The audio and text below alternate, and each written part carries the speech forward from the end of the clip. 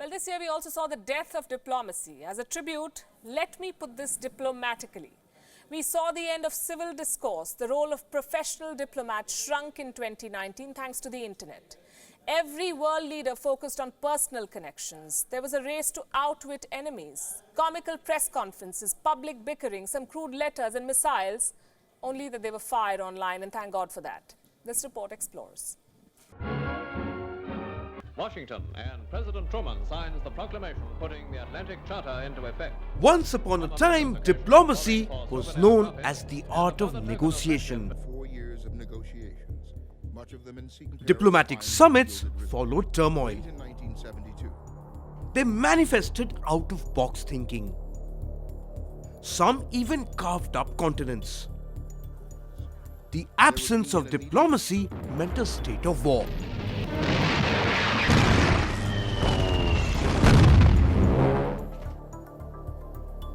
Fast forward a century and traditional diplomacy is on its way out. Irony is at the center of modern foreign policy making. We live in peace today.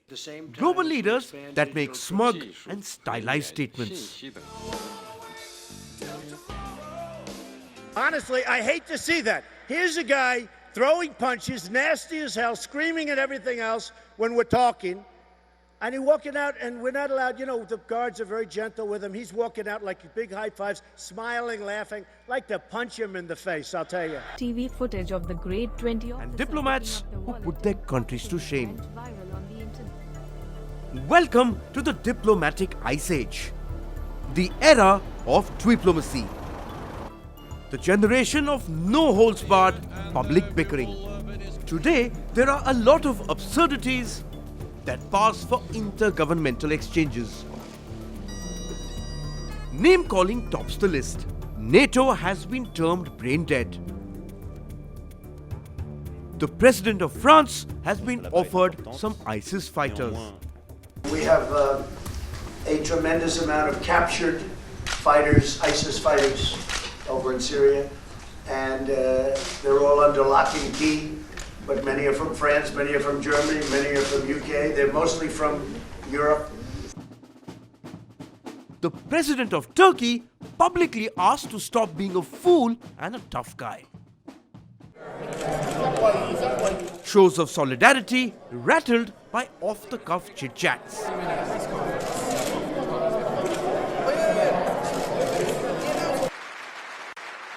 A vicious war of words over an exit. I've been wondering what that special place in hell looks like for those who promoted Brexit without even a sketch of a plan how to carry it safely. Good evening. Hello. And frustration that led to unscripted comments. Can you make a promise today to the British public that you will not go back to Brussels and ask for another delay to Brexit? Yes. And I can. And would you I'd rather be dead in a ditch. The word diplomacy may have gone out of fashion. Well, it's an unpredictable age.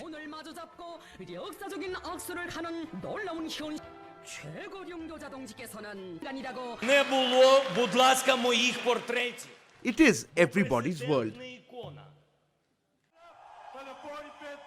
Global leaders are carrying out foreign policy on Twitter and WhatsApp. Military commanders have ceded space to diplomats with tweet missiles. Diplomacy today has transformed into anti-strategy.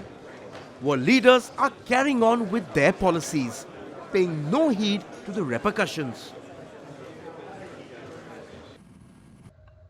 From China building its bases in the South China Sea and international justice, a practice to Myanmar's treatment of Muslim minorities. Every nation is first laying its cards on the table and then seeking to play.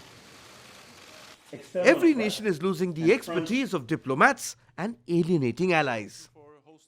This is the state of world affairs. Diplomacy is dying a slow death. It needs to be rescued. Bureau Report, Wion, World is One.